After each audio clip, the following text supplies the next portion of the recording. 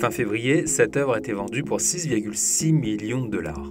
Qu'est-ce que c'est? Une animation de 10 secondes créée par Beeple. On peut y voir un Donald Trump géant tagué d'injures avec quelques passants devant qui l'ignorent. Vous pouvez facilement retrouver cette animation sur Internet. Et là, vous vous demandez peut-être pourquoi quelqu'un a payé plusieurs millions pour une animation que l'on peut retrouver facilement sur Internet. La réponse tient en 3 lettres NFT.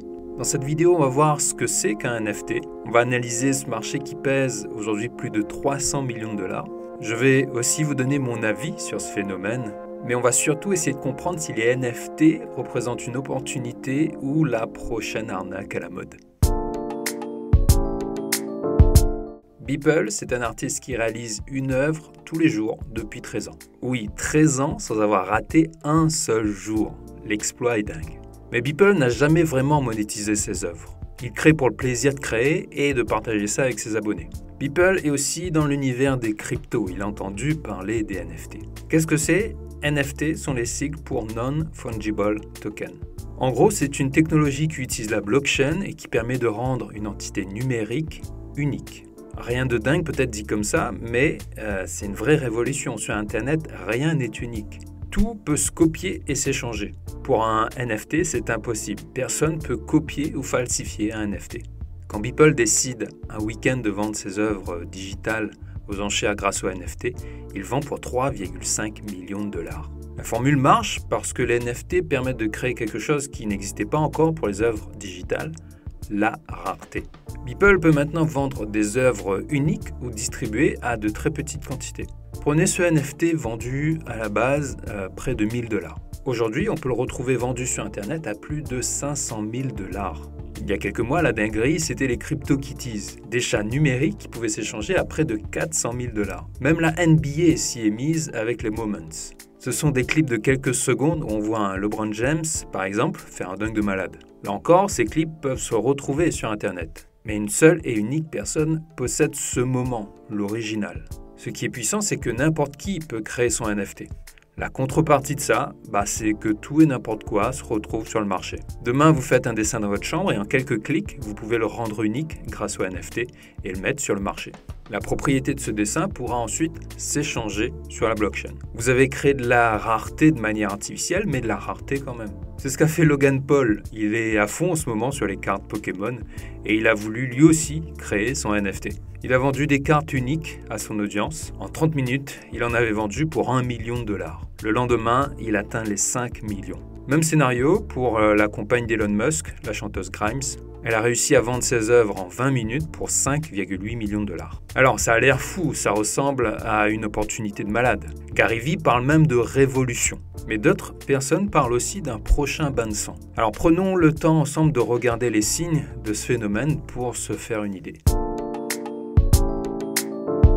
Quand on parle de bulle, de quoi parle-t-on exactement? Une bulle, c'est le moment où quelque chose se vend à un prix excessif par rapport à sa valeur. Alors, est-ce qu'en ce moment, on est en train d'assister à une bulle avec les NFT? Si on regarde l'œuvre Bull Run de Beeple, par exemple, en quelques jours, son prix a été multiplié par 500. Qu'est-ce qui justifie ce prix?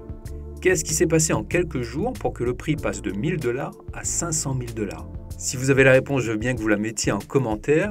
En tout cas, perso, je n'ai pas la réponse. Pour moi, ce prix est excessif. Le deuxième point que l'on remarque, c'est que beaucoup de personnes se jettent sur les NFT sans comprendre ce qu'ils achètent. Ces personnes ont un seul objectif, revendre plus cher ce qu'ils ont acheté. Ils trouvent eux aucune valeur dans ce qu'ils ont acheté, mais espèrent et croisent les doigts pour que quelqu'un d'autre y trouve une valeur. Il y a clairement un problème là.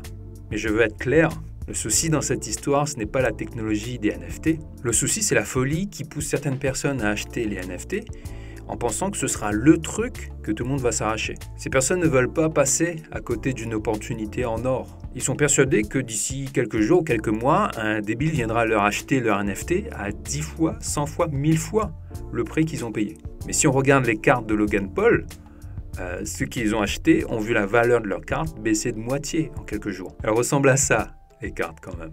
Le FOMO, c'est-à-dire la peur de passer à côté d'une opportunité, pousse les gens à se lancer dans des investissements super risqués. Regardez ce graphique du prix de l'évolution du Bitcoin. On voit en dessous les recherches Google effectuées au même moment sur le Bitcoin. Et vous remarquez qu'il y a un lien direct entre le fait que tout le monde en parle et le prix de la crypto-monnaie. Et ça, c'est un signe fort. Si tout le monde en parle, c'est mauvais signe. C'est que vous avez des personnes qui achèteront juste pour ne pas rater le train. Les prix vont monter à un niveau effrayant jusqu'au moment où les gens comprendront que ce qu'ils ont acheté ne vaut pas le prix qu'ils ont payé. C'est à ce moment-là que ça fait mal. Pour moi, on est donc dans une bulle avec les NFT. Il y aura des NFT qui seront rémunérateurs et d'autres qui feront pleurer votre portefeuille. Mais il y a une solution à ça. Une manière de repérer un bon investissement et d'éviter les pièges qui vous feront perdre beaucoup d'argent.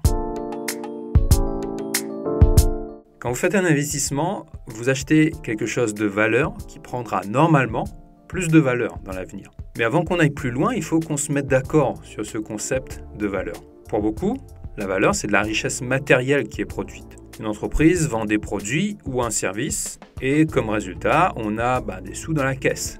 C'est une richesse bien tangible. Pareil pour un bien immobilier, le locataire, en payant ce loyer, permet au propriétaire de gagner de l'argent. Même lorsque vous plantez un arbre, c'est un investissement. Vous attendez à recevoir dans quelques années des fruits qui vont vous nourrir. Là encore, quelque chose de bien matériel et de concret. Mais il y a aussi une valeur plus immatérielle, plus subjective. Quand un investissement est basé sur ce genre de valeur, c'est plus risqué. Prenez le marché de l'art, par exemple, ou le marché des objets de collection. Ces objets ont de la valeur parce qu'ils ont une histoire, parce qu'ils sont rares ou qu'ils sont beaux. Ils ne produisent rien. La valeur ici sera dans l'œil de celui qui sera intéressé. Si vous prenez le pet rock, par exemple, certaines personnes trouveront de la valeur dans ce caillou à 4 $. D'autres peuvent trouver de la valeur dans ce jeu de Mikado à 990 €. Même si ces exemples peuvent paraître extrêmes, cela montre bien que la valeur est totalement subjective. Quand vous faites un investissement sur ce type de valeur, cela peut devenir dangereux. Il n'y a rien de tangible qui soutient cette valeur. Et si vous avez l'ambition de gagner de l'argent avec vos investissements, ce n'est peut-être pas la meilleure chose à faire de choisir ce type d'investissement. Les NFT sont révolutionnaires et je suis persuadé que cette technologie permettra de belles choses dans l'avenir. Mais attention, si vous ne voyez pas ou ne comprenez pas la valeur de ce que vous achetez, fuyez, pauvre fou, le bain de sang n'est peut-être pas très loin.